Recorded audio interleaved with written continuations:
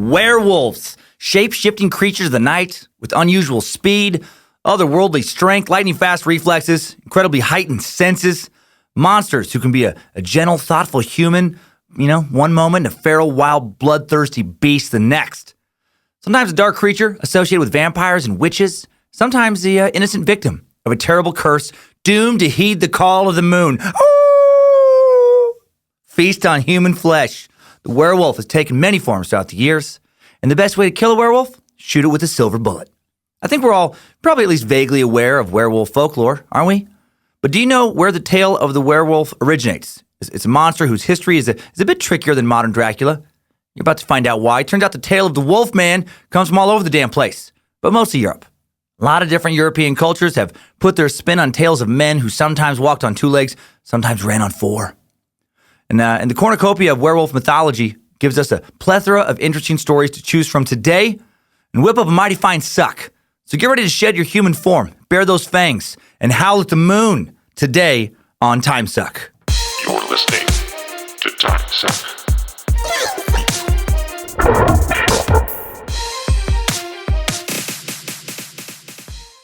Yeah, happy Friday, time suckers. Happy end of the week, meat sacks.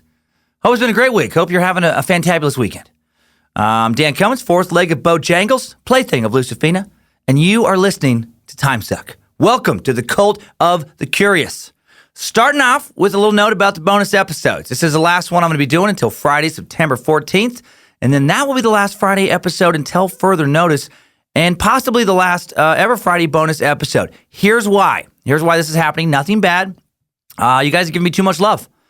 Gotten too into the suck. Now it's grown. Created an extra workload, far greater than when I started those bonus episodes, which I'm not complaining about. Overjoyed to have it. It means this is working, and I want it to keep working. I feel obligated to make the suck better and really keep it moving forward. And I've just realized I can't do that if every third week, in addition to the Monday episode and that week's Secret Suck episode, I have to prep and record another Friday episode. And yes, I do have a lot of research help now, but no matter how much help I get, I still have to spend many, many hours adding my own research, adding humor, announcements, etc.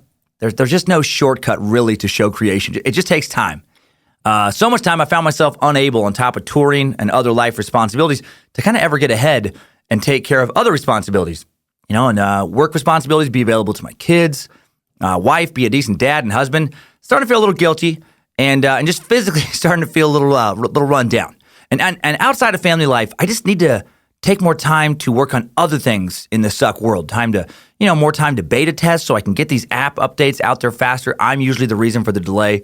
I need to be able to show up on Discord, show up on Facebook from time to time, be more active in planning the future of the suck. Be active in that message board when we actually get that out there. Curate it, make it better, help plan merch, be faster to respond with just kind of everything, problems that come up, help make the mythology of the show more robust and fun. Because this isn't just a side project now. It's the main project. My wife left her career for this. Joe motherfucking Paisley, the Reverend Doctor, he walked away from radio for this. He's got kids, as well. Got to do this right. And I care about this community, truly. Care about this podcast. And I don't want to burn out and just kind of ruin the whole thing by just collapsing in on myself. It may sound crazy, but when I do a bonus suck every third week, it basically makes it impossible to get anything done other than episode prep for 2 out of 3 weeks. It's double workload week of the bonus suck, double the workload that week, then exhaustion and catching up on life things I blew off while preparing the next week. Then 1 week of feeling like I'm kind of sane and I can pay attention to the rest of what we're doing here, then right back into insanity with the prep. Out of stubbornness, I kept doing the Friday shows long after I probably should have stopped. I think I only got like 3 hours sleep last night prepping this one. Long after Lindsay, Harmony, many others told me just like ease up. The Bit Elixir guys are like, they're always saying like, how the fuck are you doing this? How do you keep putting all this stuff out? Stop running myself ragged. I just kind of got used to eating like shit, never working out, balancing everything else around, research. And that's not a good way to live. For the first time ever in my career, I actually felt exhausted and run down on stage in Dayton last week. I was like, just like literally felt sleepy. Even the adrenaline of stage is like, nah, man, you got to rest. And I actually almost fell asleep in the green room. I laid down in between shows and almost crashed. And then I slept for 3 hours, got on an early flight, and got back to typing. And to quote Danny Glover in Lethal Weapon, I'm too old for that shit. So letting go of the extra episode will allow me to be more fresh with Monday episodes, translate into better episodes. I'll be more rested and focused, because I only get one chance to do each of these tales justice. And I do feel a responsibility now to do my best on each one, really, as a storyteller.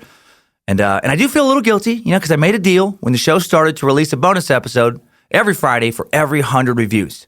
But to be fair to when I started that deal, episodes were about a half hour, 45 minutes, not nearly as researched. They took probably 20% of the time to prep.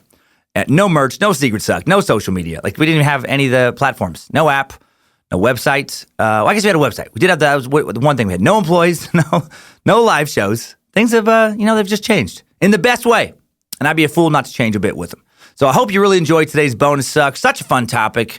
There will be another bonus suck coming. And I hope you understand why I'm making this decision. The focus has to be on making Mondays the best. Make them continue to be a blast.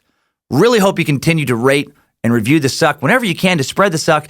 Not because it's going to keep giving you more bonus episodes, but because you fucking love it. Because you want others to find it and love it as well. So that's all announcements I have for today. Love you, time suckers. Now let's bring the fucking moon out. Let's go full werewolf.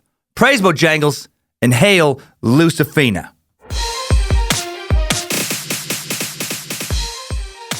Bojangles is pumped for today's episode. Praise Bojangles. The one-eyed, three-legged, sometimes robotic leg-having, sometimes genetically modified, always communist-hating beast of Timesuck has wolf blood in his veins. And maybe some werewolf blood as well. He won't tell me. When I asked him if he's a werewolf, he gave me a little laugh, kind of like a knowing laugh. Like, okay. Kind of indicated, I felt like it indicated he knows some stuff that I don't about werewolves. God knows what else. And then when I pressed him to tell me, he slapped me pretty fucking hard across the suck dungeon. Threw me into a chair, told me I could either get into this suck and do a good job, or he could take his foot and get into my ass. So now I sit here, and I'm watching his little tail wag as hard as I've ever seen it. If my other Bojangleses, Penny and Ginger, could speak English, I think they would tell me this is their favorite episode. All right? Hear me talk about kick-ass dogs that terrify humans? I'm pretty sure they dream about that every time I force them to be held like babies, which is very often. And every time I put clothes on them, which is also fairly often. So let's kickstart this suck with a brief overview of the development of werewolf lore with today's Timesuck timeline. Strap on those boots, soldier. We're marching down a Timesuck timeline.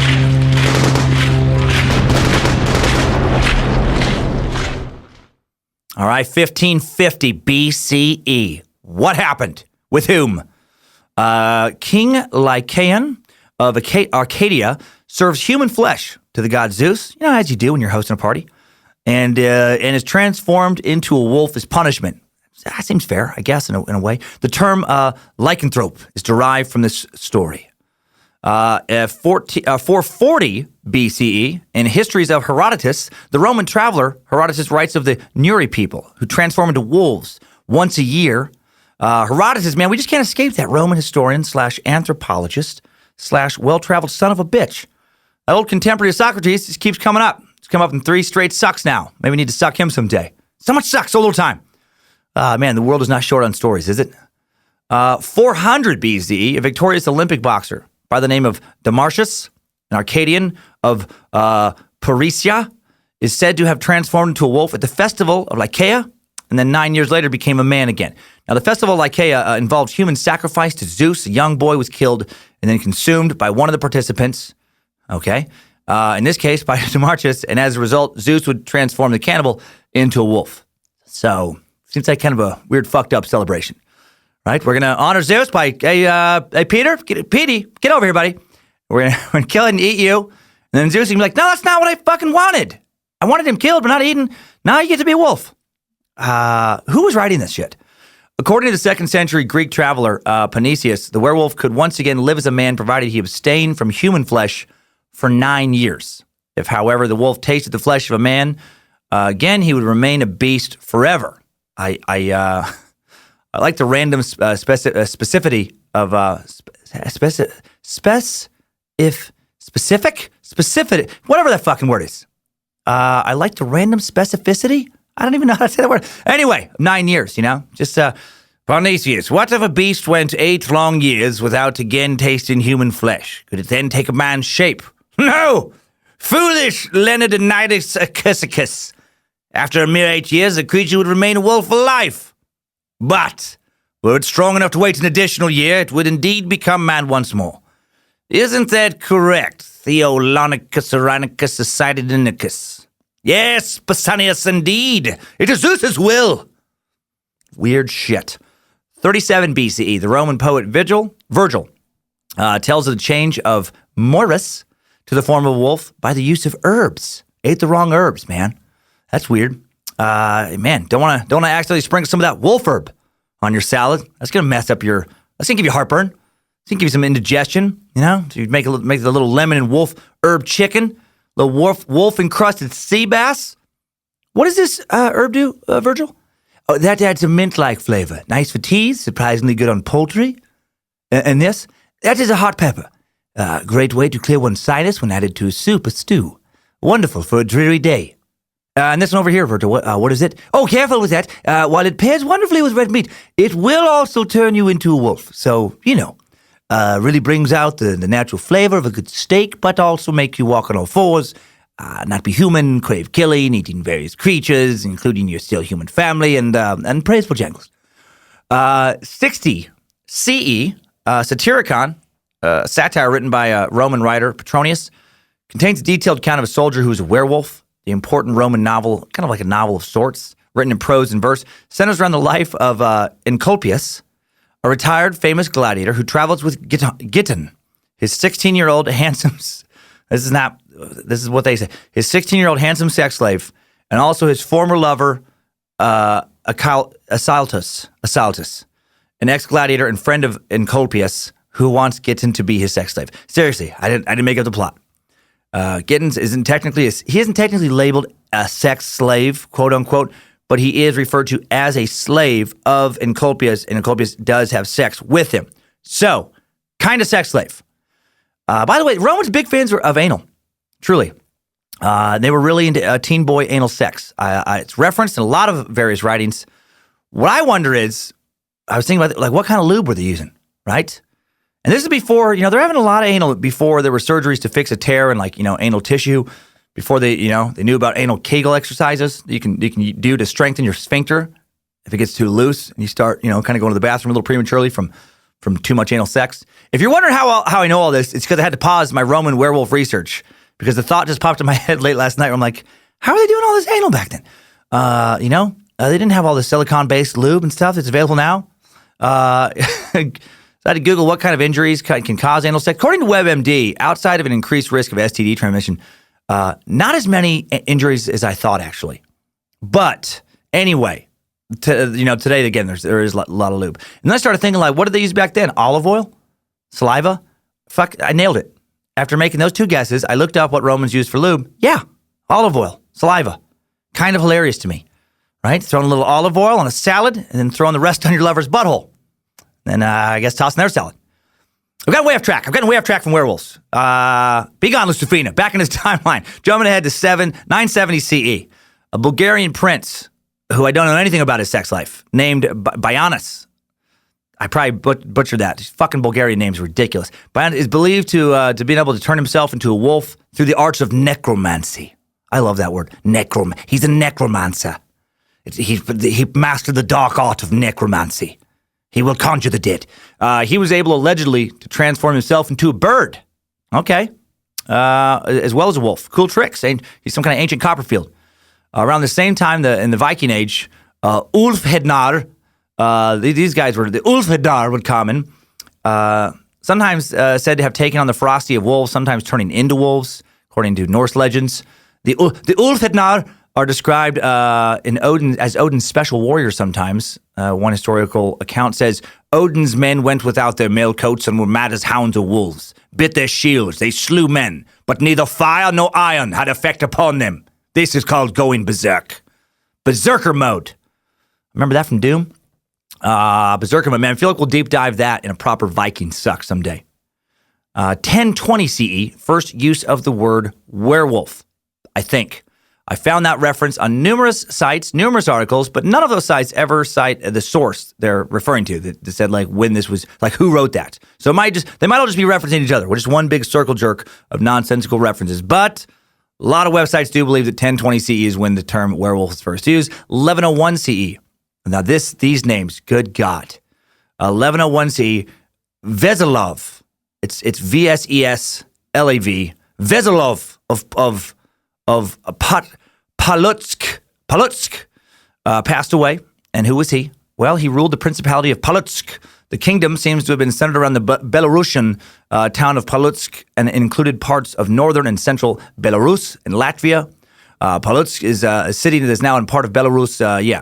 This guy Veselov commissioned the building of the Cathedral of Holy Wisdom, one of the most treasured monuments in Belarus and possibly the oldest church in Belarus. And some 12th century old Slavic epic poem says that the tale of Igor's campaign describes Veselov as some kind of body-hopping freak that could turn into a wolf, saying, Prince Veselov sat in judgment over his people, apportioned cities to the princes, but himself raced a wolf in the night, and by cockcrow reached from Kiev to whatever the fuck this word is, to Matarukan, and as a wolf crossed the path of the great cause, when they rang the bell in the church of St. Sophia for Matins, early in the morning of Podlitsk, he heard the ringing in Kiev. Though his cunning soul could pass into another body, yet he often suffered woe. All right. 1182 CE, Welsh historian Geraldus Cambrensis wrote of Irish tales of werewolves, such as one encounter with a traveling priest and the priest's young companion. One night, while camped in a wood, a wolf approached the priest by his campfire, and to the consternation of the priest spoke the following words. Do not be afraid. Do not fear. Do not worry. There is nothing to fear. I added the howl, I'm guessing, because he's a wolf. He's the talking wolf right now. The wolf then went on to explain that he was a native of Ossory, and as a result of an ancient curse by Saint Natalis, every 7 years a man and woman were exiled, not only from Ossory, but also from their human form by transforming them into wolves, or being transformed, I guess. The wolf continued that his, talking about how his companion was nearby and gravely ill and in need of a priest to give her her last rites. The priest followed the wolf to a hollow tree where there lay a second wolf, crying and groaning with a human voice. The priest proceeded to give the last rites right up to the last communion. The she-wolf begged him to continue, but the priest said he didn't have the viaticum with him. At this point, the first wolf reappeared, carrying a small bag with the priest's consecrated hosts. It seemed that at this point, as the priest was reluctant to continue, the wolf, to remove all doubt, pulled the skin off the she-wolf with his paw and then revealed the shape of a woman within. Okay? The priest, through more terror than reason, continued with the sacrament, and the wolf skin reformed over the woman's body. The wolf then shared their campfire that night, and the next day showed the priest the surest way to the woods before thanking him and promising to reward him when he regained his human form. Another version of this legend says the curse was put on the people of Ossory by the holy Patricius, St. Patrick, green beer drinking St. Patrick. I love, who, again, I always just think with some of these old stories, who the fuck wrote this? I guess it just maybe it doesn't translate right to modern English. Some of these stories are so ridiculous. And then he found a wolf woman. I found a wolf in the trunk of a tree, and he pulled off the skin and said, "Hey, check this out." And there's a lady in the wolf skin, and she's somehow able to move as a wolf, but also have the skin on her. There's a human. Listen, forget it. And then a second wolf guy. Just focus on there's two wolves. That's the important part. Two wolves cursed. People inside of them, I think. Never mind. It just feels like it's just kind of cobbled together, these weird. Anyway, 12th century CE. The French romantic poem Guillaume de Payerne is composed. Guillaume, maybe is how you say it. A foundling supposed to be of low degree is brought up at the court of the Emperor of Rome and loves the emperor's daughter, Melior, who is destined for a Greek prince.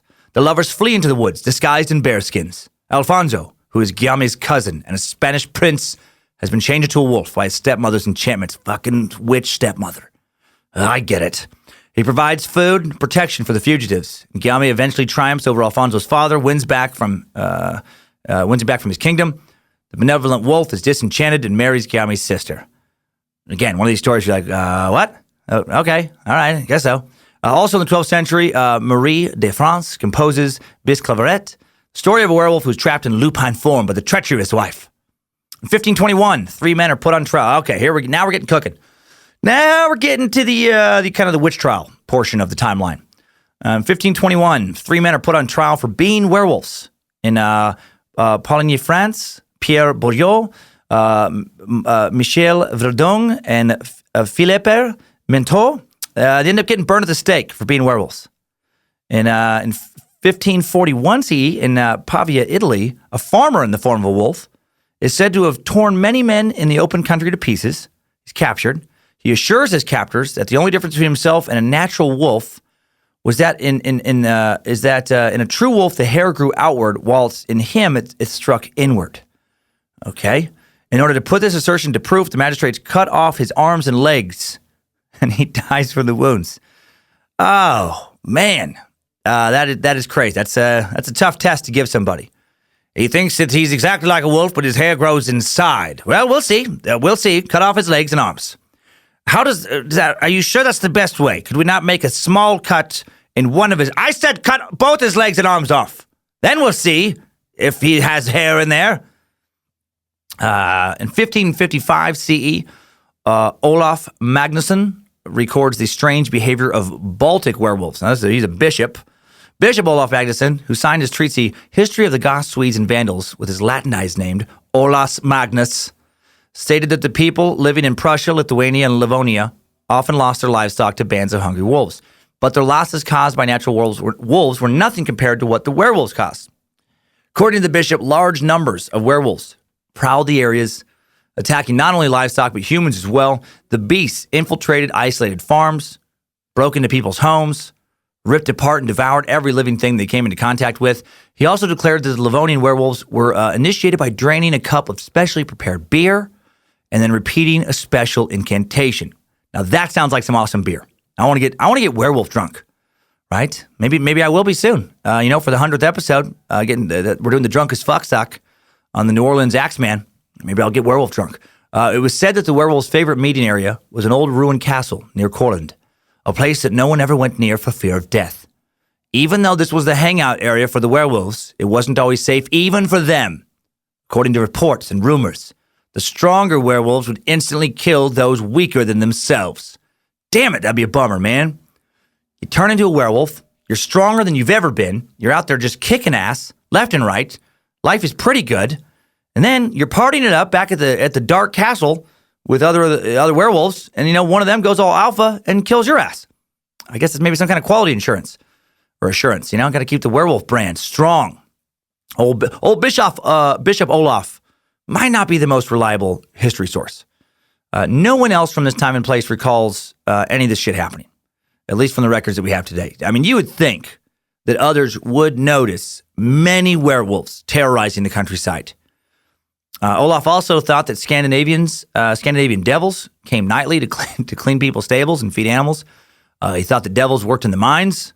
He thought that the residents ignored the devils amongst them for fear of, quote, having their heads twisted backwards. All right, it's a very specific fear. He thought that most sea captains were calling on devils for help navigating their ships because the devils had power to control elements, the elements, and create safe sailing weather. So many devils, man.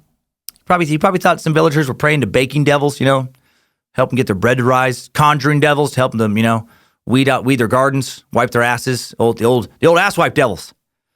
Getting devils to help clip their nasty medieval toenails. Asking devils to help them build fences, not burn their breakfast eggs. Maybe talk to a fruit devil. Help stave off a little bit of scurvy. So many devils. Mostly they probably prayed for devils to help, fight off all the damn werewolves that were apparently everywhere. The smartest villagers prayed for Bojangles, the one dog able to defeat a whole pack of werewolves. And then, in 1556, CE, Bojangles showed the hell up. May 17th, 1556, Bojangles appears in the village square, his missing fourth leg replaced with a silver sword that he plunged into the hearts of those damn demon werewolves. Bojangles soared through the air, twisting, slicing with the silver sword, taking the fight straight to the weird castle hangout that the werewolves would show up at like a bunch of sullen, angsty teenagers. Praise Bojangles, the villagers screamed when he killed the last werewolf, the head wolf, the king lycan. Our one-eyed pitbull savior has slayed the terrible beasts. And then that night, Bojangles got drunk and celebrated and ended up making love to a beautiful village maiden who was on vacation there from Australia. For some reason, don't overthink about it. Don't think about it too hard.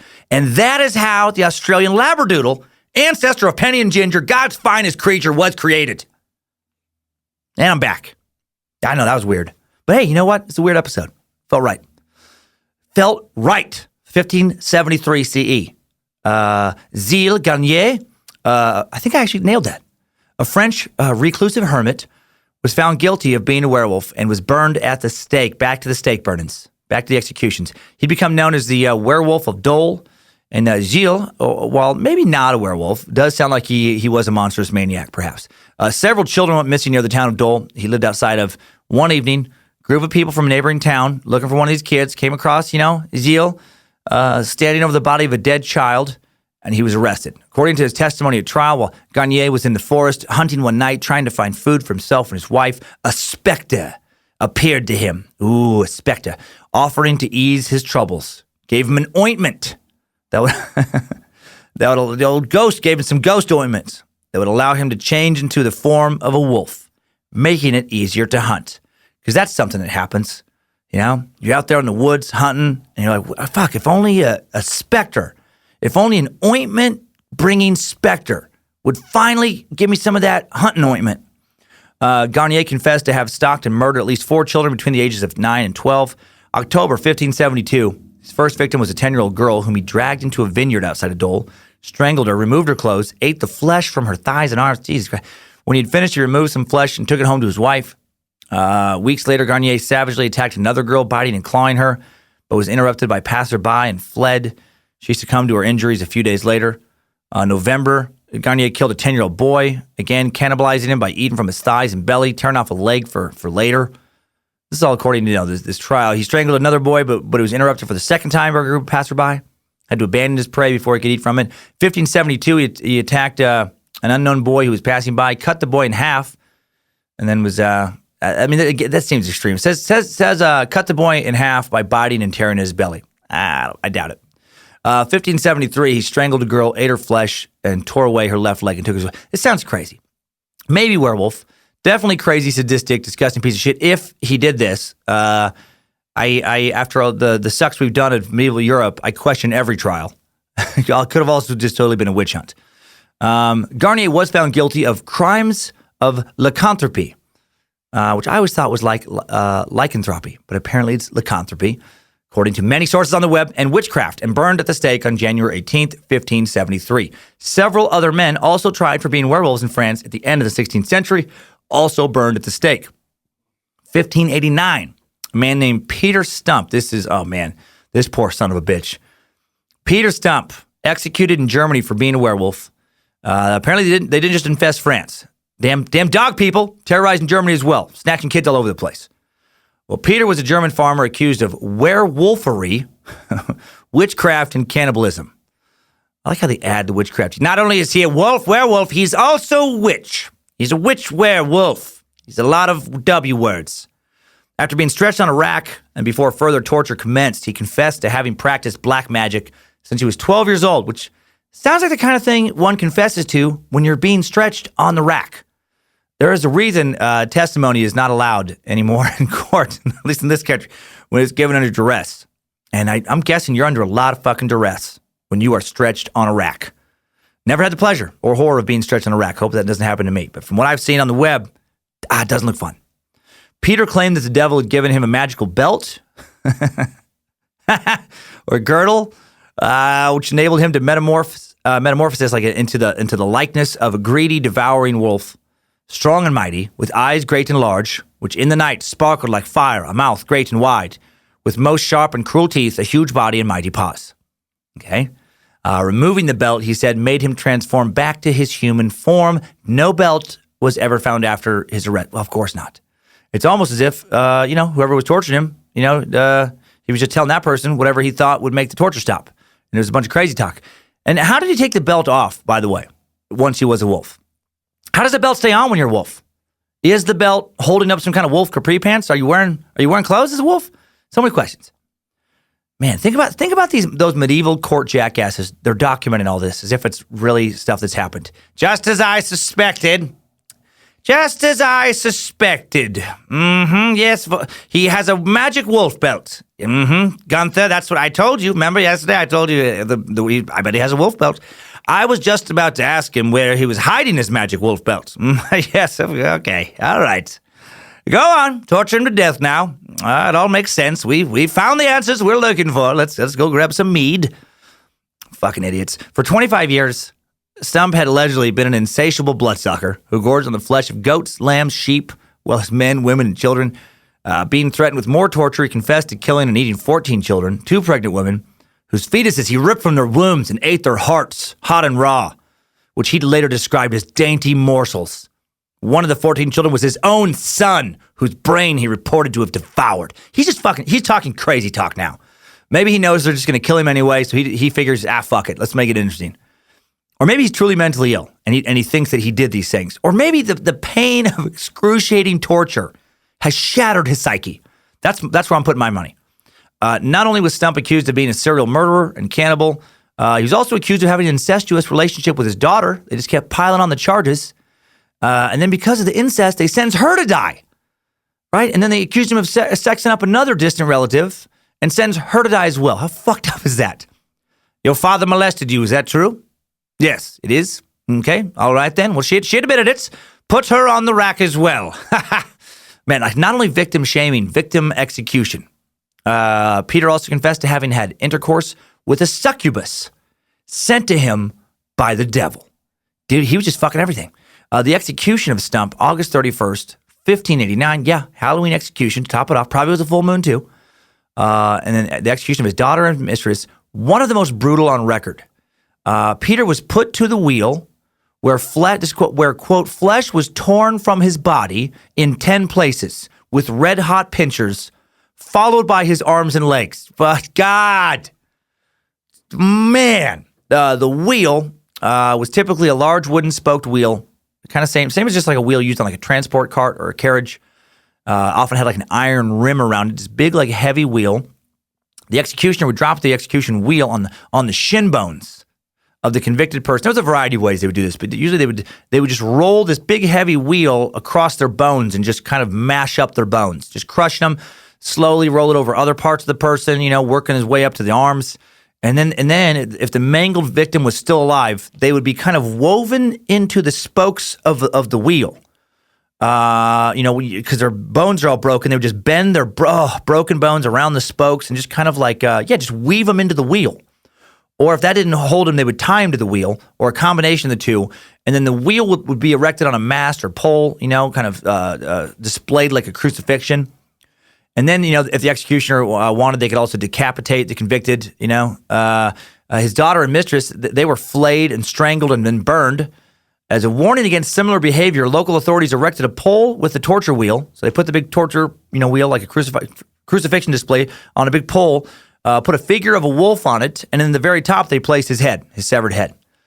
So, maybe in hindsight, he should have worked harder to deny the charges against him.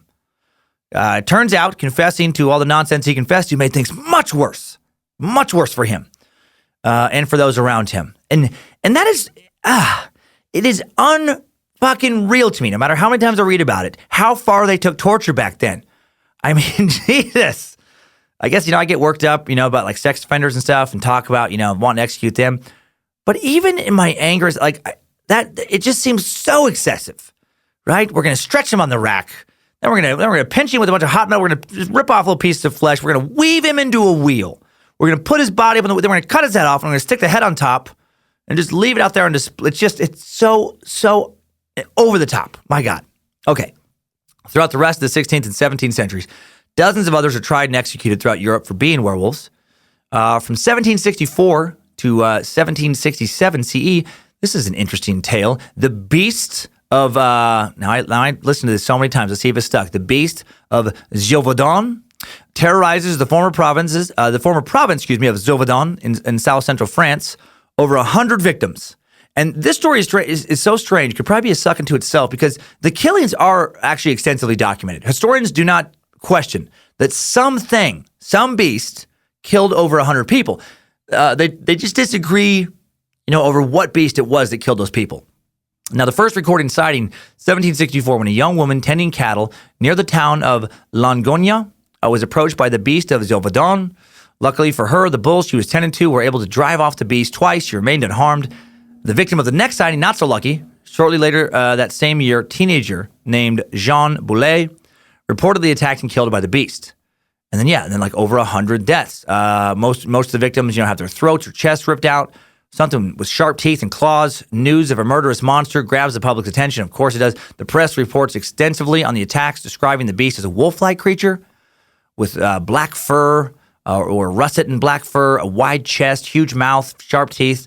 At first, local officials, led by infantry leader Jean-Baptiste Duham, they organized a group of 30,000 volunteers to comb the countryside, hunt and kill this beast, offer a reward equal to a year's salary for most of the population of the town to whoever is able to successfully kill it. But the attacks don't stop. They don't find it. The problem gets so bad, it attracts the attention of the king. King Louis XV sent 2 professional wolf hunters, Jean-Charles Marc and Antoine Vassumier de Henneville, and his son Jean-Francois to Gevaudan to kill the beast. They spent 4 months hunting werewolves, but the mountainous terrain is difficult to navigate, and they're unsuccessful. The king removes them from town, instead sends his own bodyguard, Francois Antoine, to hunt the beast. Antoine and his team of men are successfully able to shoot and kill a wolf that was 31 inches tall at the shoulder, 5 feet, 7 inches long. They received the reward from King Louis. For a short time, the terror seems to have ceased, but then the relief doesn't last. A few months later, the attacks start up again. Each description of the beast becomes more and more fantastical. People are getting hysterical. Some sightings claim the Beast of Gevaudan had supernatural abilities. Could walk on its hind legs. It was actually part wolf, part man. Mass hysteria grows. No more help's coming from Louis XV. The locals band together to try and solve the problem once and for all. And according to legend, a local farmer named Jean Chase was serving time in prison and then released to begin or to help, hunt the beast. Doesn't say why this guy specifically was released. I wish it did. I just wonder why. Like he must have had a badass reputation. Just a badass dude, badass hunter. Just no one can kill the beast. No, there is one man. There is Jean Wolfslayer Chase. We cannot. He is in prison for killing a man with one punch. We must release him. Jean Chase is our only hope. Like this fucking guy. There's just legends about him. Legend has it that Jean shot and killed a huge wolf and is credited with finally ending the killings once and for all. By some accounts, the stomach of the beast was then opened up and human remains were found inside, proving that he finally killed the real monster. Although the attacks reportedly stopped, no consensus was ever reached on what the beast actually was. The debate continues even today. Scholars and historians debating if the beast was indeed some kind of rabid wolf, a pack of wild wolves, combined with mass hysteria and rumors. A young lion maybe escaped, some noble had fucking brought a lion or for whatever, had his own private zoo or something and got loose. Who knows? Or a murderous werewolf terrorized the countryside for several years, or that happened. Werewolf hysteria was so great in France that in some of the earliest known versions of Little Red Riding Hood, the wolf that eats the little girls is actually referred to as a werewolf. In 1824, 30-year-old Frenchman by the name of Antoine Leger lost his shit. The former soldier, probably mentally ill, journeyed into the woods to live off the land and be a hermit, which is what you do when you've lost your mind. He actually started sleeping in a cave. By 1824, months of solitude and malnutrition left him just stark raving mad. And he snatches a little girl from the woods near his cave, drags her into the cave, kills her with his bare hands, then drinks her blood and eats some of her flesh. A search party finds the remains of her body, finds him. He's tried for murder. He's sentenced to death for crimes associated with lycanthropy, which was still an actual crime in France. Like it was on the books. You could actually be found guilty of being a werewolf, which really shows what their cultural attitudes towards werewolves, were. After his execution, his brain is examined by doctors, and the autopsy reveals signs of an unknown brain disorder, marked by, quote, extreme deterioration of neural tissue. So, maybe werewolf, or maybe very brain damaged. In 1852, traveling vendor Manuel Blanco Rosamanta confesses to the murders of 13 people and becomes Spain's first documented serial killer. He eluded capital punishment by professing that he was a werewolf. Although this defense was rejected at trial, Queen Isabella II commuted his death sentence to allow doctors to investigate his claim and you study him as an example of clinical lycanthropy. This dude deserves his own suck, man. Worth mentioning here, though, because he got out of his death sentence by claiming to be a werewolf. And then there's a rumor that he died in prison when a guard shot him because the guard was hoping to see him transform into a wolf. So maybe he wasn't a werewolf, if he couldn't survive that or transform, whatever. 1865, prolific author Reverend Sabine Baring Gould publishes the Book of Werewolves. It is still considered one of the leading books on werewolf history. And it is in this book that the werewolf is first associated with transforming under a full moon. Yeah, I know, I keep doing it. In 1933, British occult writer, clergyman Montague Summers publishes The Werewolf. He also wrote a bunch of stuff on vampires and witch hunting. Here's some excerpts from this book, which has been reprinted and is even available on Amazon Kindle. Precisely to define the werewolf is perhaps not altogether easy. We may, however, say that a werewolf is a human being, man, woman, or child, more often the first, who either voluntarily or involuntarily changes or is metamorphosed into the apparent shape of a wolf, and who is then possessed of all the characteristics, the foul appetites, ferocity, cunning, the brute strength, and swiftness of that animal. And here's some fun stuff about all the other human-animal hybrids that are out there. This made me very happy. Remember, like when I was teasing the episode last week, I was like, what about like were-rabbits? What about like, were-tigers? Well, turns out those are things, apparently, in a lot of folklore. He says, in modern Greece, the transformation into a boar, the were-boar, is believed. The Wallachians dread the were-dog. In the Egyptian Sudan, the wizards are the wizards are credited with the power of becoming hyenas at will.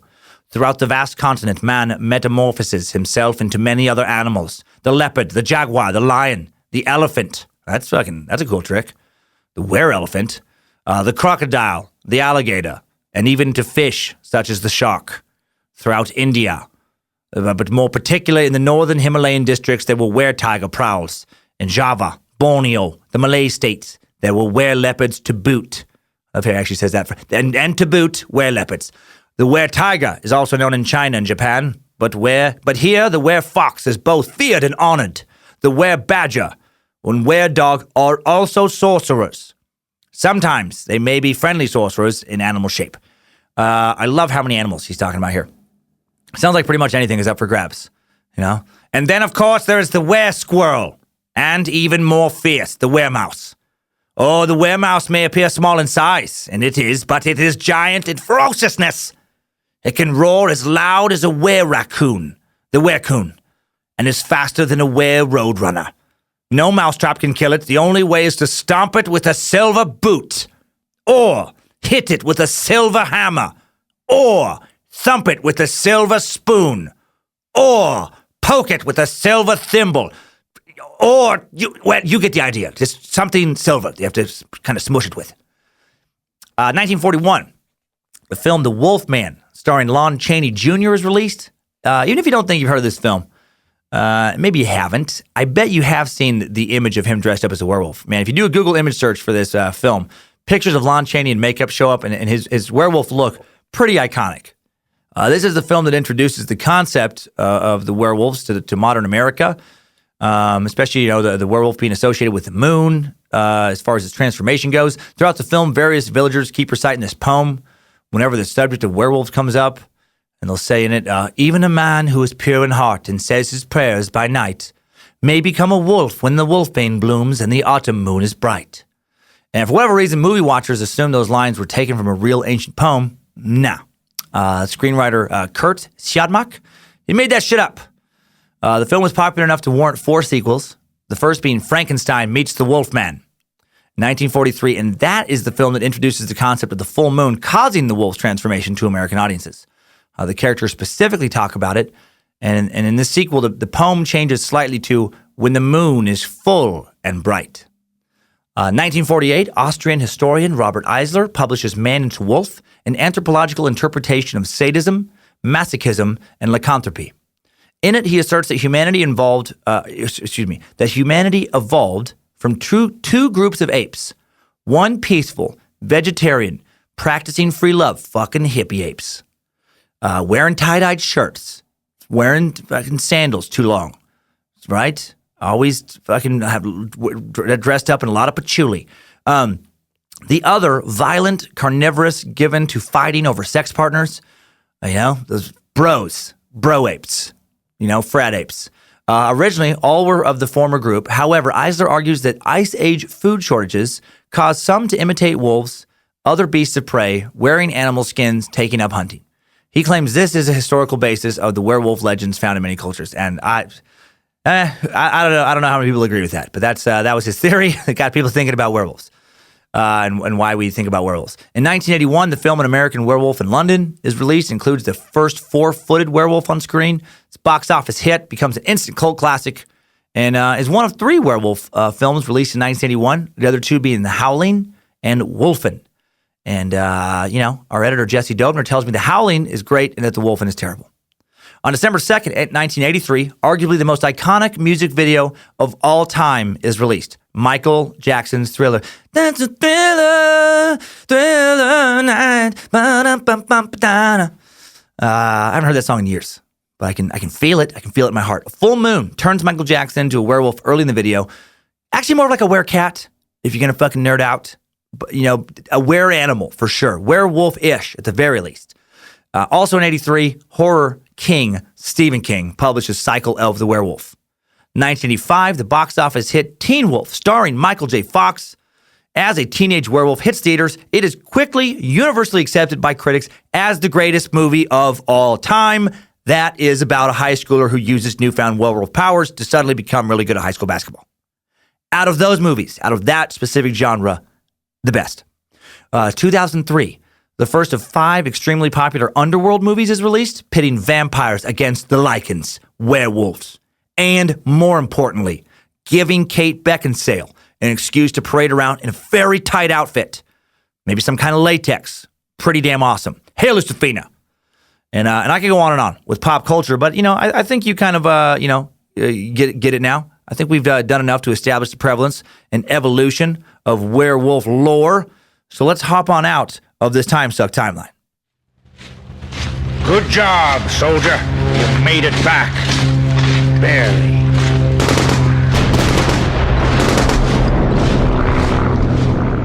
So now that we have the overview of examples of werewolf, kind of folklore, let's dig in deeper to various aspects of it. But first, let's talk about something we know for sure is real. The quality and kick-assery of Leesa mattresses. Yes. Today's bonus Werewolves Timesuck is brought to you by Leesa.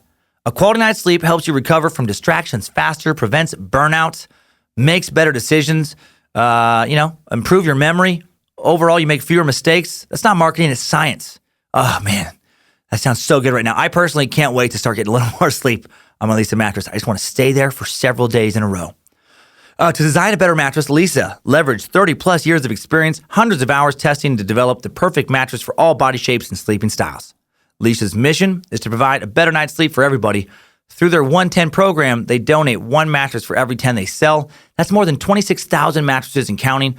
Leesa strives to leave the world better than they found it, and that doesn't stop with mattress donations. Together with the Arbor Day Foundation, Leesa plants 1 tree for every mattress they sell and are committed to planting 1 million trees by 2025. And when you buy a Leesa mattress, not only are you supporting all that, you're also supporting Timesuck. Win-win-win. I love laying on my Leesa, man. I love whatever design magic they use to not get too hot when you sleep. I want to be cozy under the blankets, but I don't want to wake up in a stew of my own sweat. And my wife, Lindsay, the queen of the suck, also does not want to wake up in a stew of my sweat. She does not care for my nighttime sweatiness.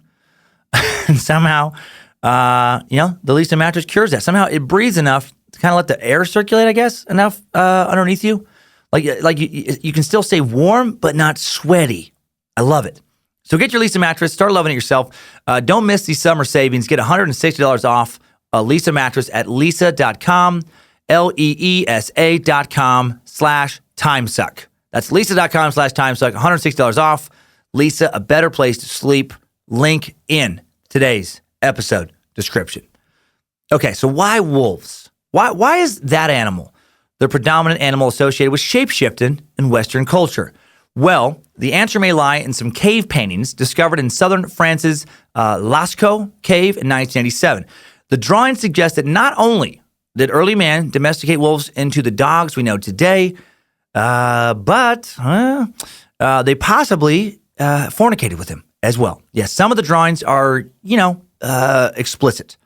Hard to avoid, interpreting in a certain way. They seem to clearly depict intercourse, and some radical French anthropologists think that fornication with wolves may have gone on, with our ancestors for years, as in centuries, which makes sense, I guess, on some level. Like the wolves, They're about the same size as early man.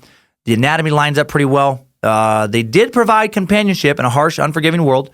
And, with companionship, sometimes lines can get blurred. So buried deep in our psyche, I guess maybe a carnal desire for wolves, for dogs.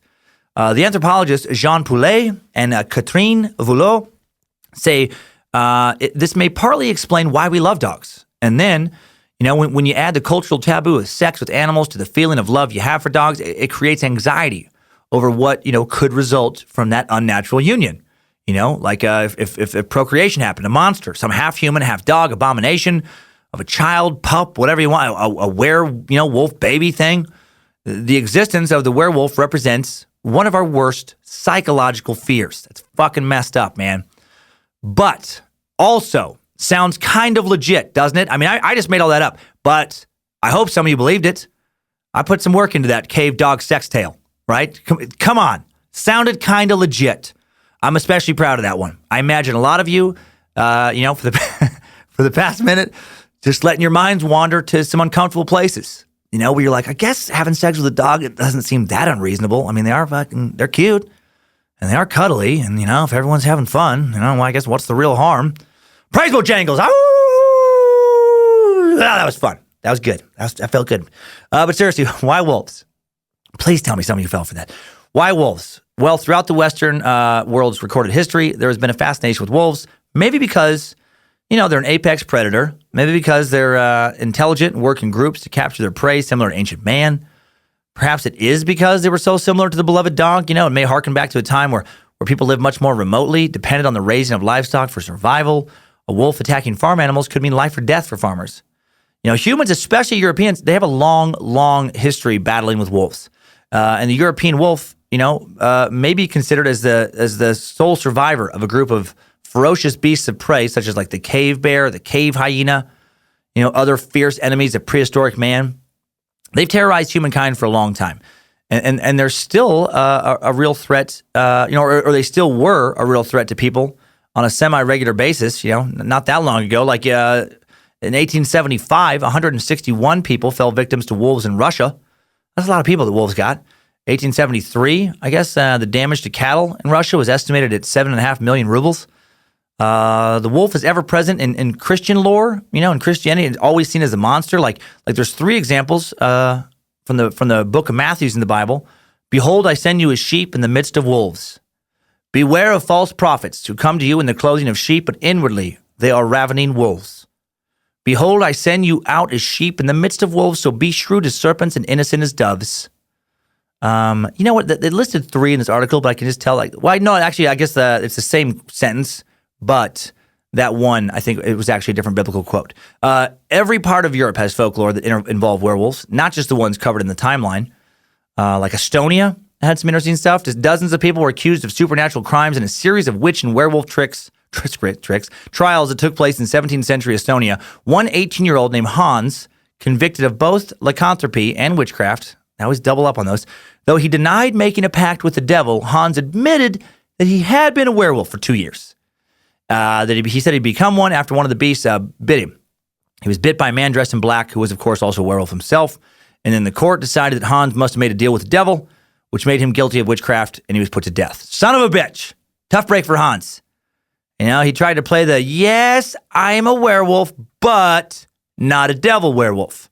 And they were like, but you do admit to being a werewolf. He was like, yeah. Oh, yes, I am a werewolf. And then like, well, then you must be a devil werewolf because that's the only kind of fucking werewolf. Burn him at the stake. Ah, man, they got him. In Dutch folklore, all werewolves are witches. Yeah, I mean, they are constantly intertwined with witches. In medieval Dutch culture, the word werewolf was a synonym for just a male witch or a shapeshifter. Both men and women changed themselves into animals, but only men, for some reason, showed themselves in wolf or dog form. I mean, maybe that's why men are sometimes still referred to as dogs. Human wolf sometimes gave away their secret identity through appearance, a bristly unibrow, and hair growth on their palms. Hairy palms.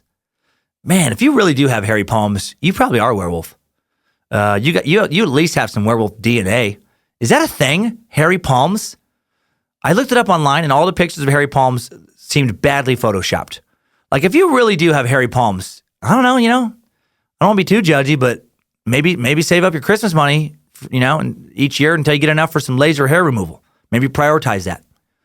In the meantime, definitely prioritize waxing your palms once a week. At least shave them. At least nair it up a couple times a week. Something. Shaking a hairy palm, no one should have to do that. Transformation in Dutch culture supposedly would take place when a man would trade his soul to the devil for ointment or a piece of clothing, usually a belt, which does sound like a terrible deal if you stop there. Do you sell your soul for a belt? How fucking dumb are you? How low is your self-esteem? Oh, it's a werewolf belt. No, yeah, again, this belt, like the story we talked about earlier, gave the men the ability to transform into a wolf. Alternatively, male witches used wolf skin to merge into animal form. And if one were to burn their magical garment, their reign as a werewolf would end. So werewolves, I guess, would become very protective of their magical garments. You don't get to borrow the werewolf magic belt. Additional Dutch folklore said that wolves could control other animals in their sleep, which doesn't sound like an effective, technique. Like, why do you have to be asleep to do it? Oh, man, I'm going to send a whole bunch of critters your way. They're going to fuck you up. They're going to get you as soon as I can get some sleep. That's when it's coming. During a series of witch trials between 1591 and 1595, several people were charged with witchcraft in the Netherlands, resulting in the execution of 4 people, suicide in prison of a woman, and the escape of another man. This is a crazy family tale. This poor family, man. Just the shit that happened to people back in medieval Europe. Volkert Dirks was accused of sorcery with his daughter Hendrike and his sons Hessel, Elbert, Gilsbert, and Dirk. The 13-year-old Elbert claimed that he, his fathers, and siblings could all sometimes turn into wolves or cats by command of Satan, and that they had also seen other people who did this and gathered with them to dance with the devil, quote unquote, dance with the devil and kill other animals. Upon his testimony, his father was tortured to confess that he had been made a werewolf by Satan himself and attacked cattle with his children in this shape. His daughter soon confessed to have attended witches' sabbaths in the shape of a wolf. Volkert, Hendrika, 2 other locals, Antonis and Maria, were named as belonging to their werewolf pack, and then all 4 of them were executed for witchcraft. And then the sons, the younger Dirks, were spared because of their age, and they were just whipped a bunch. Sound familiar? This is some Salem witch trial shit right here. Man, people badgered into giving false confessions and then making false accusations against their neighbors. That's what's terrible. Because they'd torch these people and tell us where the other werewolves are. And they'd be like, I'm not a werewolf. There's no other werewolves. And then they'd stretch them on some horrible device, and their bones are cracked. Oh, okay. And then they would just throw someone under the bus. It's Henrietta. Yes, she was the one who got me into it. And then these fuckers just show up at some other poor villager's cabin. They're like, we got you, Henrietta. Come on. Nope. Hendrik and Dirk and Volkert. They fucking said that you have been wolfing it up. And so now you get to get on the wheel. The Vikings included werewolves in their mythology. The saga of the Volsungs tells the story of a father and son who discovered wolf pelts that had the power to turn people into wolves for 10 days. That's a sweet-ass pelt, man.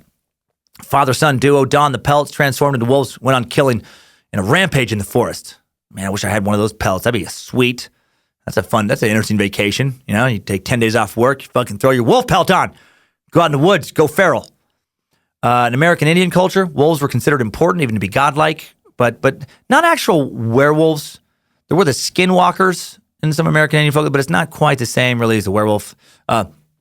True North American legends pertaining to werewolves were brought over by European conquerors who noticed a large population of wolves in America, and then their superstitions mixed in with the folklore of the locals, and then more American werewolf legends are born. Randomly, the number of werewolf sightings in the U.S. is highest in one state, Wisconsin. Wisconsin, man, werewolf country. Wisconsin boasts well over 200 werewolf sightings. Maybe those wolves want that sweet cheese. Man, maybe that's what they want. Maybe they got those powerful sniffers on them.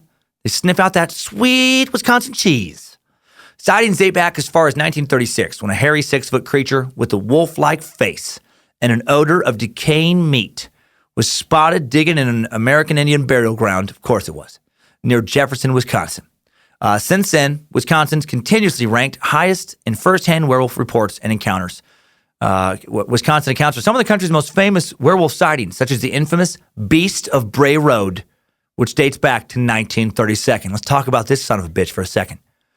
A hairy humanoid with canine features, the Beast of Bray Road First sighted in Wisconsin, dating back to the 30s on a rural road outside of Elkhorn, Wisconsin.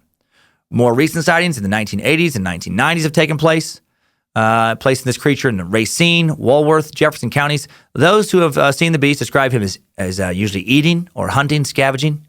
Also known as a man-wolf, bear-wolf, the indigenous dog man. He's said to be about 6 feet tall, with gray and brown fur. Face resembles that of a wolf, shiny yellow eyes, pointed ears. Body, though, is like a furry, muscular man. The creature is said to run and walk on all four of its legs, sometimes just its hind legs. It's been spotted sitting on his haunches, kneeling like a man. Some people, again, think it's a werewolf. Others think it's Bigfoot. Some think it's some other unidentified species. It's never attacked anybody. Some witnesses do claim, though, that it's acted aggressively, running at them, jumping on their vehicles, and giving them the middle finger. Get the fuck out. I'm trying to eat my skunk or whatever makes me stink. No, but of course, not one good pick, which to me is unacceptable. Like, if a monster jumps on your car, the first thing you don't do is try to save yourself, all right? Think about the rest of us. Take a picture. Take a picture on your phone, several of them, and then take some video, and then save your life. Then try to escape, But come on, those pictures are more important than your life. Wake up. It's probably not going to smash your phone. Even if it gets you, we get to have your phone. That's important. In Canada, there's the legend of the loup-garou. The French word loup-garou translates to werewolf, but in French Canada, it denotes a very specific kind of werewolf. It is French for werejangles, 1 eye, 3 legs, half pit bull, half wolf. The dark, monstrous version of Bojangles. The venom to his Spider-Man, which I know doesn't really work as an analogy, you comic book nerds, but you get what I'm driving at. The werejangles is Bojangles without a heart. Bojangles with bigger fangs. Bigger than claws, an unquenchable thirst for human blood. Bad werejangles. Bad werejangles. Now in French Canada, the loup-garou is the unfortunate soul who failed to complete his religious duties in time for Easter, not once, but 7 years in a row. It's very specific. You're going to pay, buddy. God's pissed. You messed up your religious stuff for 7 years. Now you get to be a wolf person. Being turned into a loup-garou may also be punishment. I love this. May also be punishment for the crimes of either, check this out, making a pact with the devil. That's one way you get in trouble. Or the other way you get in trouble is, quote, for planting potatoes on a Sunday. I shit you not. What? Making a pact with the devil or planting some taters on Sunday. How did those two crimes have the same punishment? Are you kidding me? There are 2 and only 2 crimes that get you sent to the electric chair around here. Murdering more than 5 people or planting a tater on the Lord's Day. We don't like it. How dare you plant taters on Sunday? Carrots? That's fine. Yeah. Obviously, planting carrots does not bother God. Green beans? Of course. Of course that's acceptable. But taters? You disgusting heathen fuck. Despite the name, loup-garou, it doesn't have to be a wolf. It can take the form of a pig, cat, calf, ox, or other animal. Maybe, I don't know, maybe a kitten. Were-kitten. So cute, so terrifying at the same time. It paralyzes victims' minds. The brain cannot process so much horror and adorableness at one moment. Most of the other werewolf rules apply to this monster. He takes on his animal form only at night and goes around trying to eat people. If a loup-garou attacks you, you're supposed to throw rocks at it, okay? Or stab it with a knife. If you can manage to draw blood, the curse will be broken and the monster will revert to its human form. I like specifically rocks. Should we shoot it? No. Just throw some rocks at it. Hope that you pierce its flesh. Afterwards, neither side can talk about it, or you both run the risk of turning into loup-garous. So many fucking rules. So complicated. Speaking of weird rules, is there any consensus now on what a werewolf is supposed to be in the modern age? Well, mythicalcreaturesguide.com explains that if you have a friend that acts strange during a full moon, watch out for these signs of being a werewolf. Number 1, if you happen to be in the same room as a suspect on the night of the full moon, watch what they're doing. If they start to pace and prowl about the room as the sun goes down, be careful. Be especially careful if they start to walk on all fours, which that makes sense. That's a good sign of being a werewolf, if you're walking on all fours when the moon's full. I think you got to be, keep a close eye on a buddy, regardless if you believe in werewolves or not, if they start walking on all fours. That's You should be concerned. Unless it's part of some kind of kinky foreplay, be concerned. Number 2, werewolves know they are dangerous and they try to get family and friends away from them if they suspect they may transform soon. So if you know if the moon's coming out and they're getting all like, I gotta go. Now you guys gotta get out of here. They try, turn into a weird loner, maybe werewolf. And the hours before they change, werewolves gain acute hearing, animal strength, and a heightened sense of smell. Careful if your friend is suddenly animal strong. Maybe a werewolf, or maybe taking anabolic steroids, or worst case, there may be a werewolf taking anabolic steroids. Number 4, look at the fingernails. Werewolves have reddish almond-shaped nails that may become as hard as the claw of a wolf on their left thumb. That seems confusing. How would the average person know exactly how hard a wolf's claw is compared to a human fingernail? 5, werewolves have very broad hands. Also look at the third finger. If it is unusually long, they say, watch out. They say number 6, being a werewolf is exhausting, so they're pale and tired looking the day after a full moon. So, if you see after the full moon your buddy's all pale and tired, they're either a werewolf or hungover. One of those two things. Werewolves also very thirsty after a full moon. So again, werewolf or hungover. And werewolves have long swinging strides like that of a prowling wolf. So in that case, you either have a werewolf if you see somebody doing that, or you have a friend who walks like an asshole. 9, this is a Russian tip. If you want to know if somebody's a werewolf, you look under their tongue and you see if it has bristles. That feels intrusive. I feel like Dennis would be reporting werewolves if that was going on. I don't know how you're supposed to, grab somebody's tongue and examine it without them getting very angry. Okay, a couple more thoughts on werewolves, but first, I so very much want to know the werewolf thoughts of the idiots of the internet. Idiots of the internet. I did a Google search for werewolves, and when a video came up titled, "Do Werewolves Exist?" uploaded by All Time Conspiracies, I knew before reading a single comment that I'd struck gold. Idiot gold. It's going to be gold in this thread. Great big nuggets of idiot gold. Oh, laughter's going to be rich. Yep, little prospector came out, told me that. User JCI1990 thinks that there are for sure werewolves, posting, yes, werewolves exist. Usually you are taught the power from a black magic practitioner, and to be able to transform usually includes you having to kill somebody you love dearly to prove that you really are a monster. It's kind of like an initiation to see if the devil can trust you with such things. You usually have to kill somebody you really, really don't want to kill, and other things, ... Okay, pretty creepy. A lot of talk about killing a family member. Too much talk about that. Go confess already. Okay, there, buddy. I love JC. I love the way they phrase these things. Usually, you got to kill a close family member. Not always, in my experience, most werewolves have done that. But some have gotten bitten by another werewolf. Some have just kind of, wrong place, wrong time. You can be too close in the pentagram circle when the werewolf incantation. There was a lady named Amanda. That I do believe that happened to her. Like, where the fuck is he getting any of his information? From his asshole. He's pulling it all out. User MGTOWF, MGTOW facts goes full creepy. Hopefully, just trolling. Hopefully just trolling right here, because they post in all caps, "Guys, help. I am a nice guy that made a huge mistake. I beat up my pregnant wife yesterday, and I've been hiding in the forest ever since last night. I just snapped. It all started 6 months ago when I lost my job, and me and my wife had nowhere to go, and we moved in my dad's home. And about 3 months ago, I came home early one day from my new job, and I found my dad and wife having sex in the couch." Probably on the couch is what he meant. In the couch. That's even a weirder visual. "And ever since, they've been sleeping together. She is pregnant, and I don't know if it's mine or my dad's." Oh, jeez. "Yesterday, I beat her badly. I just snapped. I left her bloody. I don't know what to do. I fucked up my life. Please give me advice. I might kill myself today or let a cop do it. Please help." I really hope this is just some dumb kid trying to get a rise out of people and not actually somebody who just did what they just claimed. I wouldn't even bother adding this post here, but check out this reply. This is why this is just ridiculous. JMan92701 replies with something I don't feel like is a joke. He replies saying, "Just stay out of jail for a while. All the police have to go with is her story. I beat up my girlfriend when I was young. I went MIA for a couple weeks. You're only guilty if you're at the scene. Fuck your dad and fuck her. If you can get out the city or state and start over. Obviously, you got problems you need to deal with. Find yourself first, then start from the beginning.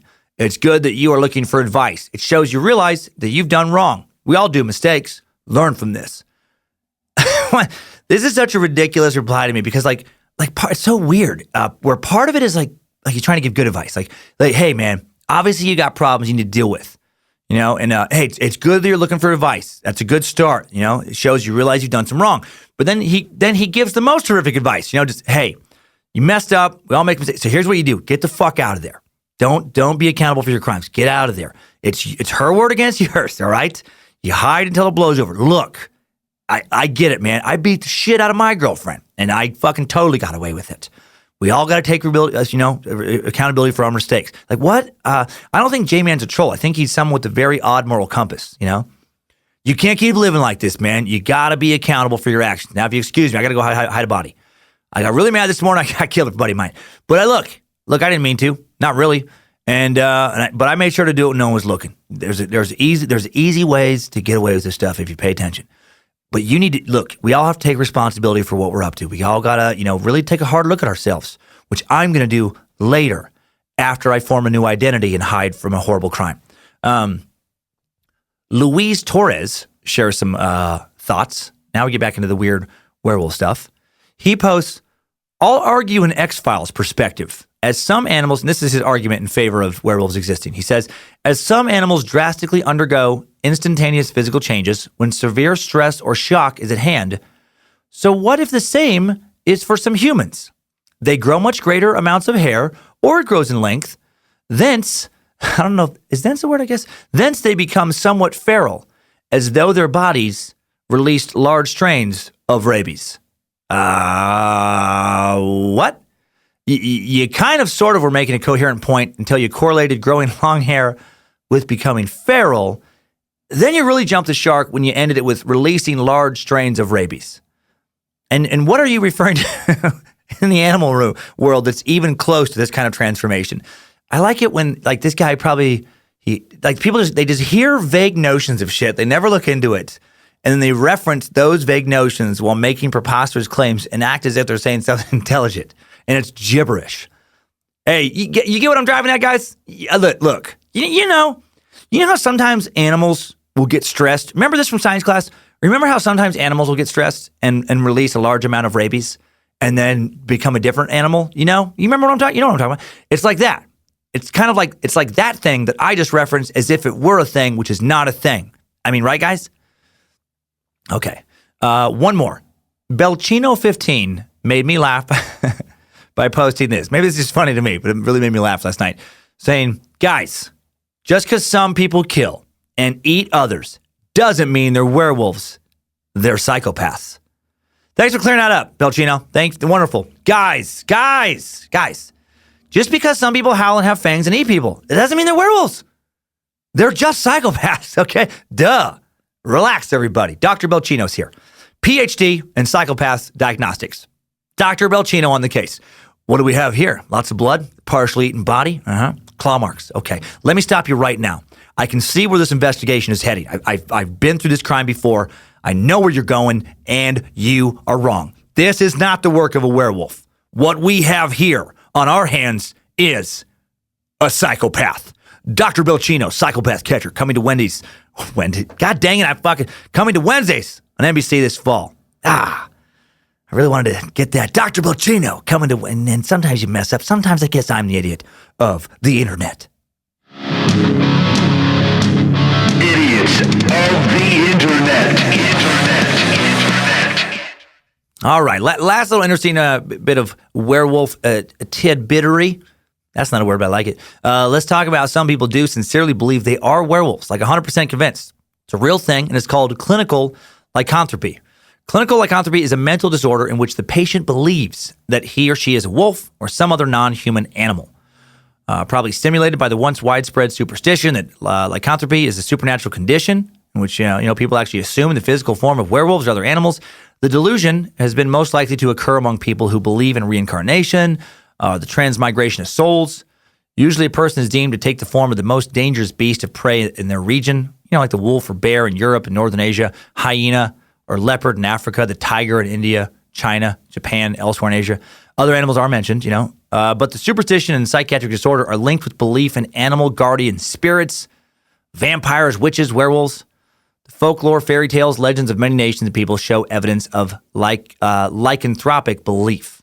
And I guess this possibly could explain some medieval confessions. I guess there's a chance that some of those people really did believe they were werewolves. It also helps explain some of the variety of other were creatures around the world as well. It seems to be a very rare disorder, though. Intrigued by treating a patient who thought he was a werewolf, Dr. Jan Dirk Blom, assistant professor of psychiatry at the University of Groningen, the Netherlands, mined the archives of psychiatry to find out how just common the condition is. Found that since 1850, there's only been 56 original case descriptions of people who believed they were metamorphosing into an animal. Among them, 13 reports met the criteria for clinical lycanthropy. The adjective clinical used to emphasize that the condition doesn't mean actual lycanthropy, the ability to metamorphose into a wolf, the doctor said. Well, I feel like that goes without saying. We'd like to make a distinction. This is clinical lycanthropy. This is when people think they are animals, not lycanthropy when people really do this stuff. The remaining cases are variants of the condition. And in the March issue of the Journal History of Psychiatry, he said, I'd expected to find more cases because in textbooks, the condition is mentioned quite often in passing. Such a low number of clinical lycanthropy cases reported in over 150 years suggests it's very, very rare. Also, random trivia, hypertrichosis is known also as werewolf syndrome. And this is a term used for the growth of hair on any part of the body in excess of the amount usually present in persons of the same age, race, sex, including androgen-induced hair growth. Its generalized and circumscribed forms, hypertrichosis, may either be an isolated finding or associated with other abnormalities. And this is that thing, I believe, that they would have these, sideshow things back in the early 20th century, and they'd have the wolf boy, and it was somebody suffering from that condition that just had a bunch of extra hair on their face. So, final thoughts are, like vampires, the werewolf has been around in some form for a few thousand years. It seems to, the lore around it seems to be a little bit more kind of widespread maybe than vampires. I guess the strigoi, did show up in a variety of ancient cultures, but the wolf kind of man does seem to be a little bit more widespread than the kind of the vampire folklore. Goes all the way back to ancient Greece. There's obviously no written record of how many people were killed in the days before humankind had written language, but I have to think it was probably super common to be killed by wolves, before we became really good at hunting. I bet wolves fucked up humans all the time. I bet at one point they were higher than us on the food chain. So I think it does make sense that we have this deep-rooted fear of them in many cultures and any kind of culture that encountered wolves on a regular basis. And ancient man, hunted in packs similar to how wolves hunt. We domesticated the occasional wolf starting thousands of years ago. Think about that phrase, man's best friend, but without the dog sex stuff I mentioned earlier. The history of man and dog has been very intertwined. Since the beginning of human civilization, it would make sense that we have a lot of folklore surrounding them.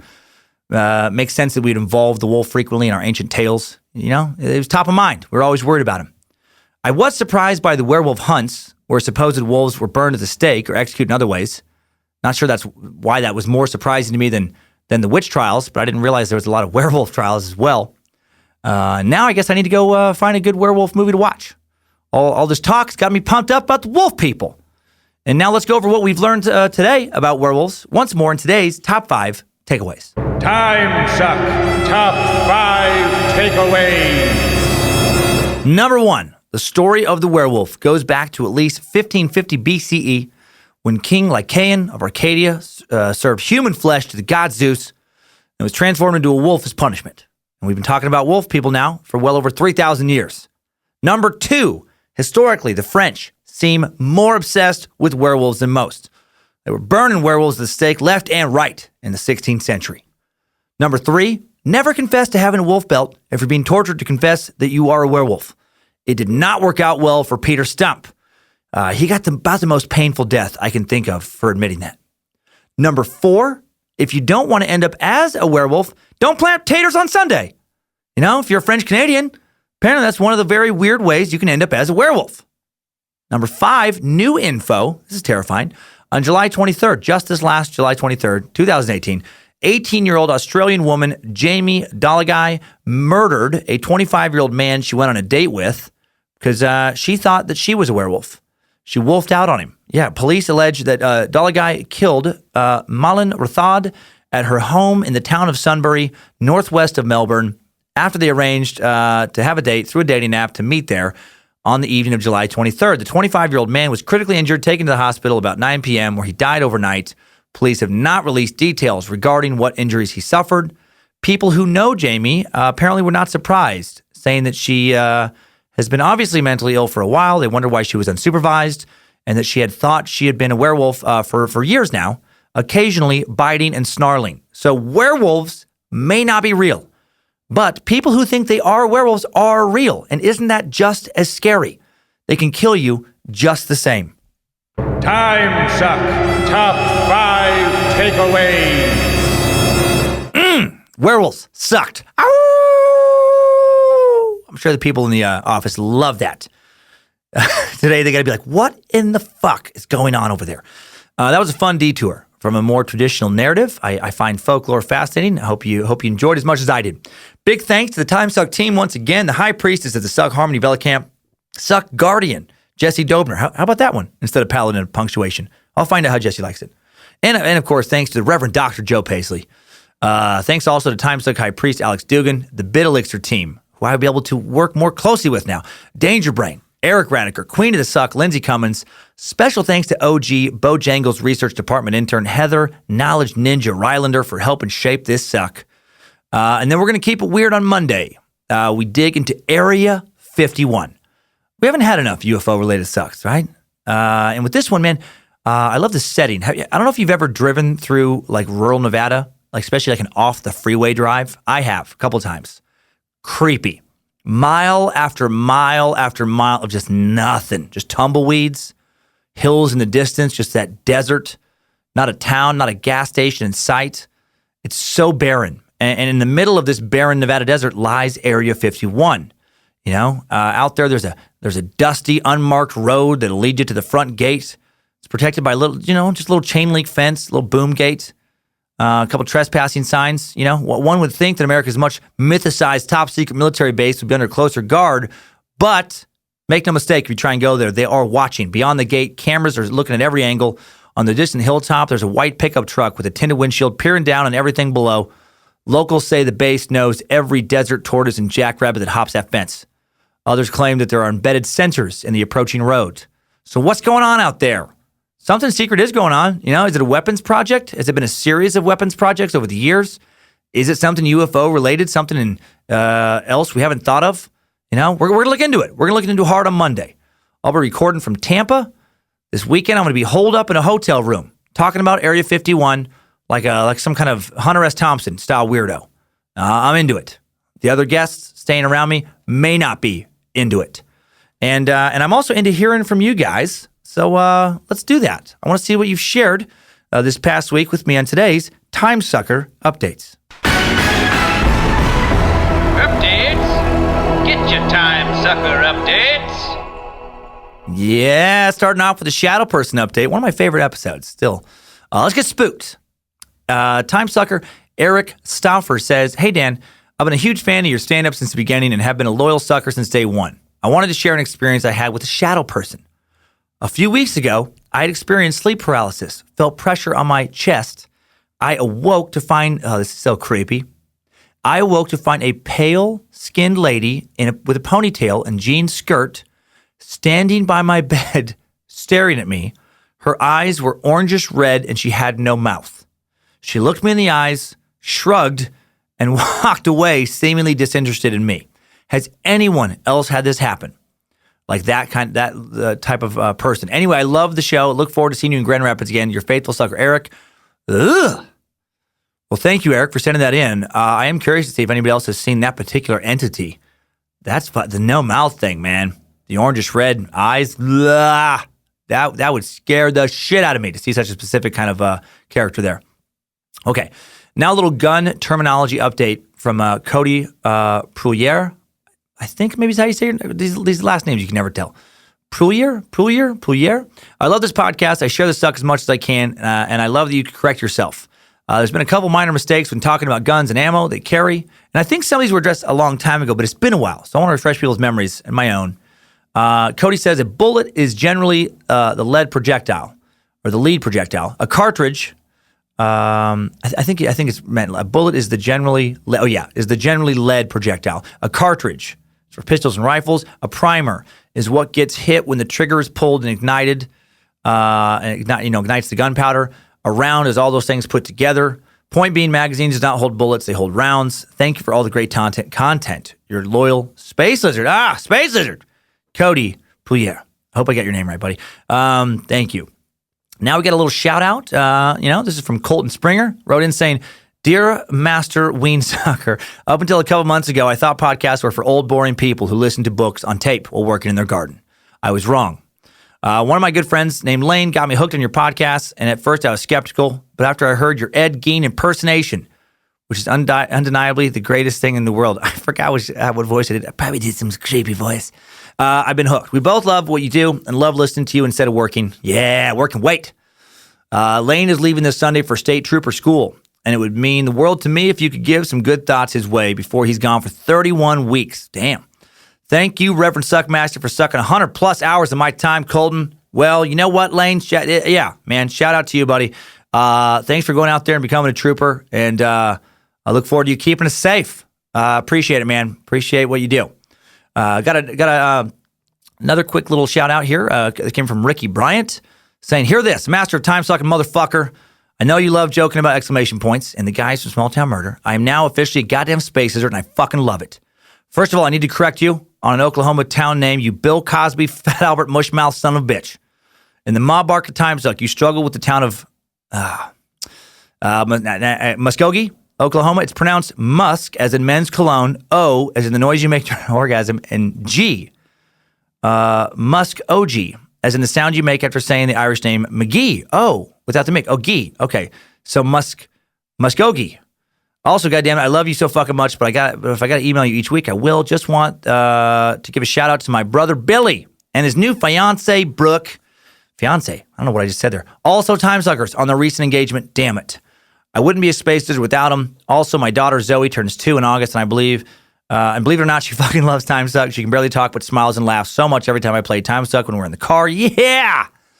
Fucking keep on sucking, you amazing prophet of Nimrod. Well, man, congrats to your brother Billy and to Brooke on the recent engagement, and congrats to your little Zoe. Happy birthday, Zoe, if you're listening.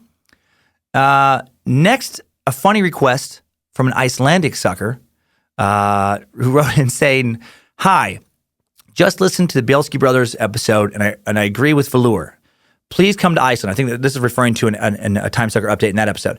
"I work in tourism and can tell you about all the cool stuff." Oh man, love the podcast, love spreading the suck. Yes, been practicing my wrestling moves, but I'm mainly writing in to see if you can pronounce my last name. Best regards. Oh, you guys, this name, first and last name. I appreciate you being a fan. Matilder, I think is your first name, and your last name is a train wreck. Matilda Trainwreck. No, your last name is Hjartard. It's fucking ridiculous. How is this a real word? Hjartardatir. Matilda Hjartardatir. That's my best shot. Okay? It helps if I do it in the sing-songies. Matilda Hjartardatir. He got the wolves, the ice sails, free from Iceland. I don't know where that came from. Now you're probably not going to listen anymore. But like, hey, you took it too far with the weird elf thing. Why do you have to go there? Finally, a heartwarming, hilarious, and informative Penhurst update. This last one for today from Rexy Frommy. She wrote in saying, and I love the way earlier, I love that people are listening to Iceland. That makes me so happy. I'm fascinated with that little country.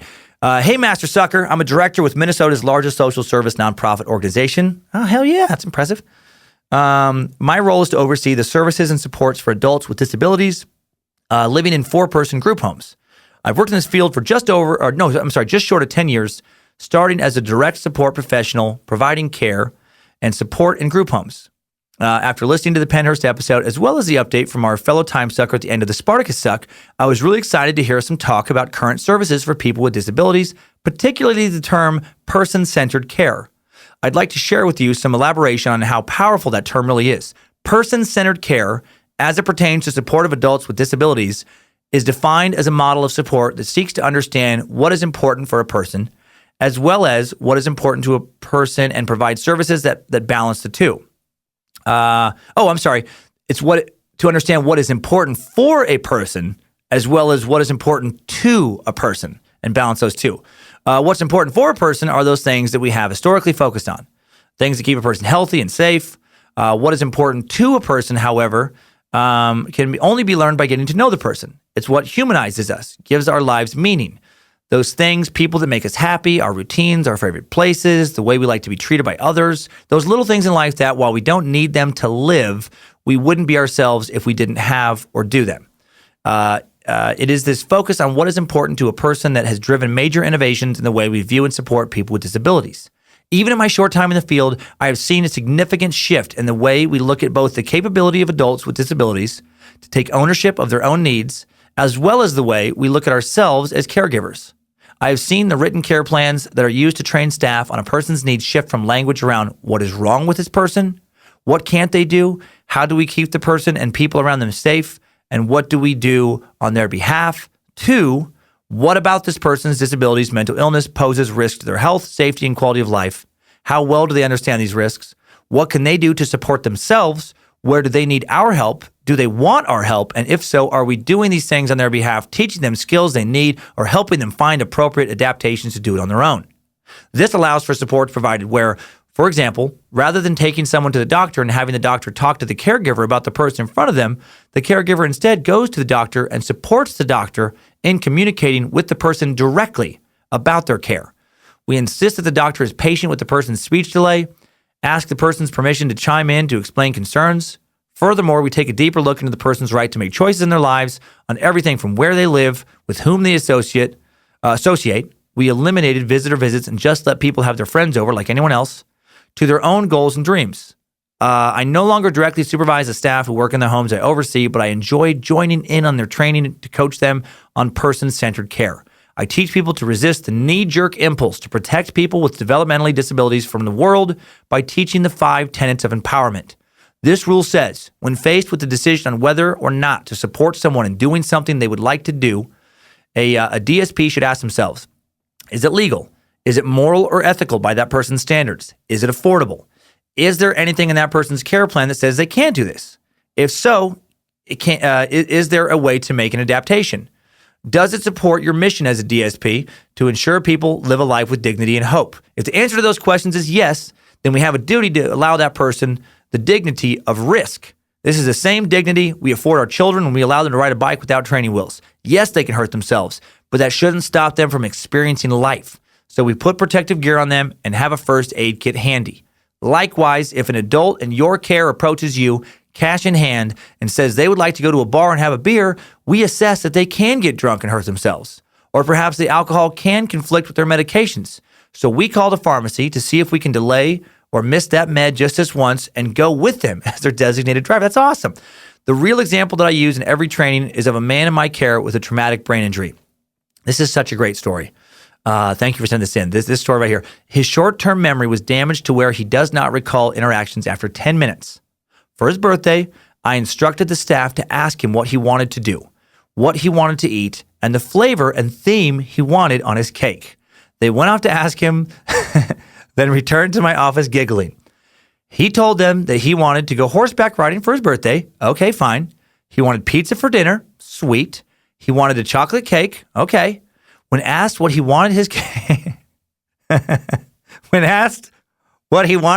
look like, he said, quote, "I want a chick with huge tits." We all had a good laugh. Then one of the staff said his mom would never let us do that. His mom was his guardian. She was a very reserved religious woman. They agreed to wait 10 minutes, ask him again. Okay, yeah, because the 10-minute memory, and pray he'd give a different answer. He said, hang on a second. Is it legal for a man to have a cake with big tits on it for his 38th birthday? Is it moral by his standards, not his mom's? He asked for it with a straight face, didn't he? We are going to buy or make him a cake anyway. Can we afford to put tits on it? Is there anything in his care plan or medical chart that says it's not safe for him to eat a chocolate titty? Is there dignity in him getting the cake he asked for, even if he won't remember asking for it? The only additional question we should have then asked is, will our company credit card work in an erotic bakery or kink shop to get a pan? Turns out a card wouldn't work at Sex World, so I had to buy the boob cake pan out of pocket and submit a reimbursement request. Thanks to this guy's short-term memory loss, we got to surprise him with that cake. So we got to surprise him with that cake several times on his birthday. Every time he walked into the kitchen, he'd say, what are you guys doing? And then we'd say, we're making a cake for your birthday. And he'd be like, really? Wow. And he'd say, why is the cake shaped like that? And then we'd say, we're going to put boobs on it for your birthday. And then he'd say, oh my God, that is awesome. Then he'd say, why does the cake have tits? And they'd say, just for you. Really? After dinner with his housemates, we sang happy birthday, presented him with his finished cake. He pulled the cake in close to him, looked it over for a moment, then looked up at us with tears in his eyes. You made me a boob cake. I like this boob cake. I asked for this cake, but I don't remember asking for it. You remembered, though. You made this for me. Thank you. Thank you. This moment would not have been an option even 10, 15 years ago. This is the beauty of person-centered care. I'd love to send you a picture of the cake we made. We're not professionals, but we did our best. Please send one into Bojangles at timesuckpodcast.com. Please send it in. I have many more examples, but this message has gone long enough. You are welcome to share the story in your podcast. If you do, please also share that the tragedy of this new phase of support for adults with disabilities is a massive staffing crisis across the country. Last year, Minnesota Department of Health Services stated that if every company providing services to adults with disabilities hired every person currently looking for a position, we would still be at a 30% staffing shortage across the state. I believe there are plenty of people who have the heart to do this kind of work, which admittedly is not always easy, but not enough people even know this is a job that you can do. The pay rate for the direct support professionals is not always great. For many, it's a second job. However, the skills you learn, the relationships you build, the stories you get, chocolate titty cake, and the impact you make in the lives of others is invaluable. Anyone interested in joining in any career in the field of healthcare, social work, or field that requires providing support to others in a personal way should consider a job as a direct support professional, DSP. I pray you read this message. Well, prayers are answered. Nimrod heard you. Keep on sucking, brother. Hail Nimrod. Rexy Frommie. Rexy Fami, like nah. Oh, thanks for the pronunciation guide at the end there. Rexy Fami. Thanks as always. Oh man, for you wonderful updates. That was such a beautiful story. Love you, meat sacks. Right into the show. You're the best. Thanks, time suckers. I needed that. We all did. That's all until Monday, and then it's Area 51 time. Until then, if you think you're a werewolf, it's time you see a psychiatrist and try to convince him that you are a werewolf. And if you can't, time for your medicine. If you are for sure, though, a werewolf, stay inside August 26th. That's the next full moon. And even if you do wolf out, you be sure to keep on sucking.